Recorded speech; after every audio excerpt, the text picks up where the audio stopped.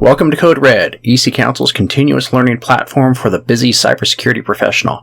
This program is about Black Hat Python. This video is part of the first section where we will provide an overview of pen testing as well as a brief review of Python 3. This particular video will take a look at penetration testing, which will hopefully explain some of the concepts and reasons why it's a popular field to get into. First, some explanations.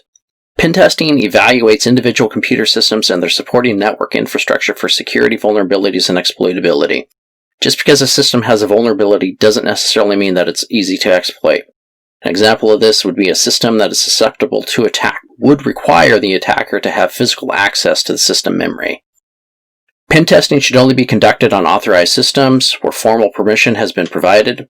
This is referred to as your get out of jail free card. If law enforcement picks you up, your written authorization will help clarify your actions.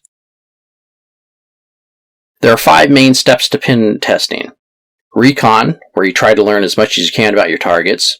Scanning and enumeration. This is also called footprinting.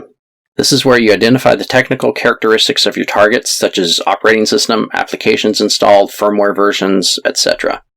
Third is gaining access, where you use the information you've gathered to enter into the system. Next, maintaining access allows you to stay within the system, or at least provide a backdoor that allows you to enter the system when necessary.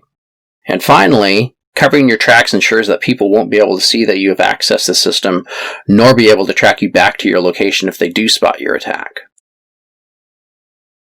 Using Python as part of your pen testing provides the ability to craft attacks that cannot be easily identified, as they don't have signatures that are already known. Python also allows you to automate some of the drudgery of hacking, such as system enumeration and footprinting. Python has tens of thousands of libraries available, so you should easily find something to help you if you get stuck. For example, rather than brute forcing your own port scanner, you can easily use the Python Nmap library to access the Nmap utility via a Python script. Finally, Python's general purpose nature allows you to expand your tool set to take the data that you've acquired and analyze it, edit, things like that. When you're penetration testing, reports are your most important item. They're your gold ticket. Take copious notes during your testing, as you will have to document exactly what you did, when you did it, and what the results are. In addition, you'll have to use that information to accurately inform your customer what your professional assessment of the system's risks are. That's all we're going to say about pen testing in general. There's a lot more information to know before you start hacking systems. This is primarily geared towards those who've never used Python on Linux, as well as those who have never installed or updated Python manually. In this video, we will be discussing installing and updating Python, suggested development environments, and how to use virtual Python environments. The official site for Python is at python.org. As we're assuming that you are using Ubuntu Linux for this video course, Python should already be installed. However, depending on the version of Ubuntu that you're using, it may not be the most recent. As a reminder, this video series assumes that you're using version 3.6 at minimum. You can check to see if you have Python 3 already installed by typing Python 3 version at the command prompt. So here, that's all we're doing, just Python 3 -- version, and it shows that we have Python 3.6.7 installed. If your prompt indicates that you have Python 3.6 or later, then you're fine. If not, neither you need to install or update your Python. As an aside, if you're running Windows, you can download a Python Windows installer from the official python.org website. If you have Mac, then you have Python already installed, but it's probably an older version. However, the python.org website does have installation packages available for Mac computers. For Linux, you can use the apt update and apt upgrade commands to ensure that you have the latest package and then install Python. So we'll give an example of this. Make sure that you're using sudo when you do it.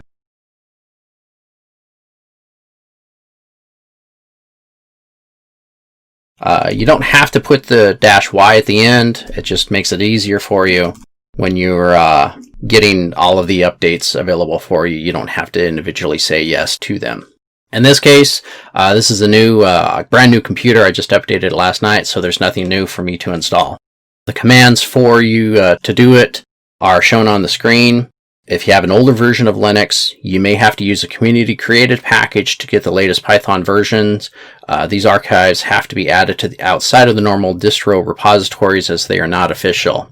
Your mileage may vary depending on what you get. They are community-based, and so there's no guarantee that they will provide you all of the functionality that you would get from a normal Python.org package. Moving on, development environments. Development environments can be a hot topic for programmers.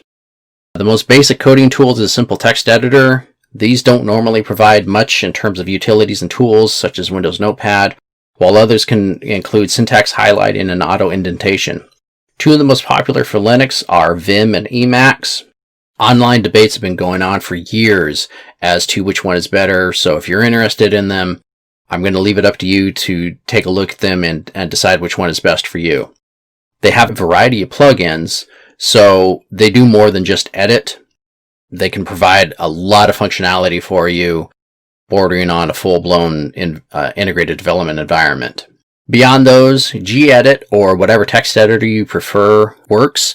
A lot of Linux distributions have a variety of different text editors included with them. They work really well, so you can just go ahead and use whatever's provided with your system and be comfortable with that.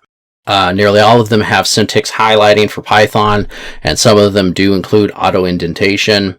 If you're using Windows, Notepad++ is highly recommended. If you want something more robust, then you can take a look at integrated development environments. Those improve upon text editors by including a large number of tools, allowing programmers to stay within the IDE most of the time. For example, an IDE could include a file manager, command line console, version control, syntax highlighting, auto indentation, auto suggestions, the whole gamut of things. Picking a development environment is personal choice. PyCharm is my personal choice, and the one that we'll be using in this course, along with Xed, which is the default text editor for my version of Linux. Other ones include Visual Studio, which you can get for Linux as well as Windows, and Eclipse, which has a large number of plugins for different environments. It's very heavyweight though because it was designed for Java, so it has a lot of Java functionality built into it, so it's kind of overkill for Python, but it's very popular though. Next topic, virtual environments. Python virtual environments provide benefits similar to virtual machines provide for operating systems, except that virtual environments only apply to Python. Virtual environments allow a programmer to have multiple versions of the same Python package installed, used in different projects as well as system-wide. This way, you don't have to worry about breaking a program because the library was updated and wasn't backwards compatible.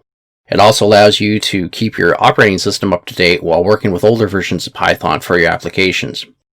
There are two main ways to use virtual environments, is the venv command or pip environment. Primary difference is that pip environment includes pip files within the virtual environment to separate dependency declarations. And I will provide an example of that. If we go to the pip environment website, you can see that it's very easy to install. If you're using Mac, you can just do a brew install. Otherwise, you can just do a pip install. It has a lot of functionality built into it. It's very popular. Right here is an example of a pip file lock, which is kind of like the old requirements text.